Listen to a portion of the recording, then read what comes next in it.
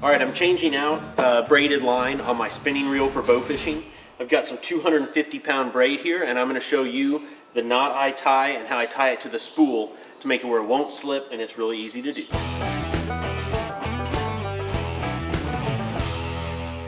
All right, so the very first thing we're going to do here is put our cap back on. This is where your pickup pins are. This is the piece that spins around and picks up your line. So you always want to make sure that's on there. You want to get that tight, not overly snug, but just make sure it's tight. Now the next step in this process is one that I've forgotten many times. Make sure you remember to take your braided line and feed it through your reel cap before you tie your knot. But the first thing I'm going to do is I'm going to reel this reel to remind me which way this spool spins to pick up line. So as you can see here, it spins counterclockwise.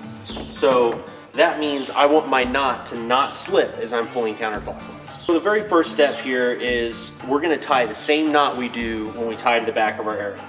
So we're basically going to loop this line over, just make a simple overhand knot with both sides.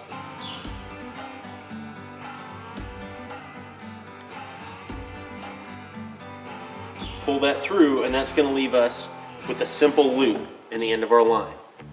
Okay, so now what we're going to do is we're going to feed the line back through this loop. That's going to leave us with a little, knot that'll tighten up. Now what we do is we spin this one time. Now it's going to have a really good grip. And what you'll notice with this knot is if I pull it clockwise, it will continue to spin around my hand. But if I pull the knot against itself, going counterclockwise, it tightens down and it won't slip. That's exactly what we're looking for. So we're now going to take this knot we've tied, this loop, and put it right over the top of our pickup pins, put it down into the spool. Okay, now when I pull this tight, this movement of this spinning around is going to make it pick up line. The only thing that's left to do, we'll put the reel cap on here.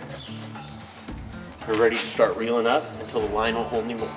I like to change the line out of my reels a couple times a season. It's really cheap, and I hate when I lose a big fish because I didn't take the time to change out the line. This little tip will make it faster and easier for you to do that.